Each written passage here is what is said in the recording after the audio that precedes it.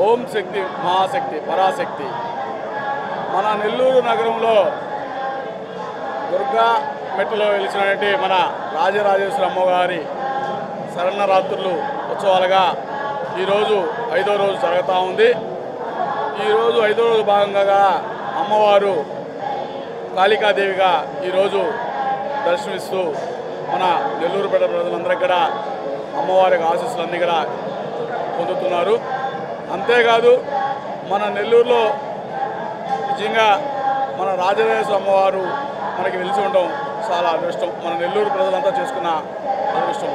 ఎందుకంటే ఇక్కడ మన రాజరాజేశ్వరి అమ్మవారిని మనసారా కొలుచుకొని ఎవరైనా కానీ ఏదైనా కానీ అమ్మని కానీ కోరికలు కానీ కోరుకుంటే ఖచ్చితంగా ప్రతి ఒక్క కోరికలు కూడా నెరవేర్చే తల్లి మన రాజరాజేశ్వరి అమ్మ అని చెప్పాను. అంతేకాదు ఈ సంవత్సరం కూడా ఇక్కడ ఏర్పాట్లు కూడా అన్నీ కూడా చాలా చక్కగా జరుగుతూ ఉన్నాయి. జనాలకు కూడా ఎటువంటి ఇబ్బంది లేకుండా అమ్మవారి దర్శనం చేసుకోవడం కానీ అన్నిటి కూడా బాగున్నాయి. ప్రతి ఒక్కరు కూడా ఈ వారం రోజులు నవరాత్రులు రాజరాజు గుడికి అమ్మవారిని దర్శించుకొని అందరూ కూడా అమ్మవారి కృపాప్రాతులకు అందరూ కూడా ఇదవ్వాలని చెప్పని అమ్మవారి ఆశీస్సులు పొందాలని చెప్పని మనసులో కోరుకుంటూ, ఎందుకంటే ఇక్కడ ప్రత్యేకత ముందు చెప్పినట్టు ఖచ్చితంగా అమ్మవారిని కానీ మనస్ఫూర్తిగా మనం ఏం కోరుకున్నా కానీ మన కోరికలు తీర్చే అమ్మవారు మన రాజరాజేశ్వరి.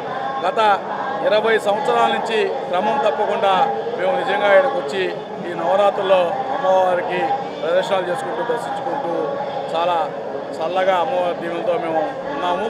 అదేవిధంగా మన నెల్లూరు పట్టణ ప్రజలందరూ కూడా ప్రతి ఒక్కరు ప్రజలందరూ కూడా అమ్మవారి ఆశతో బాగుండాలని చెప్పి కోరుకుంటూ ముందుగా ఇది మన నెల్లూరు పట్టణ ప్రజలందరూ కూడా విజయదశమి శుభాకాంక్షలు తెలుపుకుంటాం.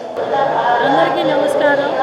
మనకు నెల్లూరులో వెలిసి ఉన్న రాజరాజేశ్వరి అమ్మవారు చాలా మహిమగల అమ్మవారు.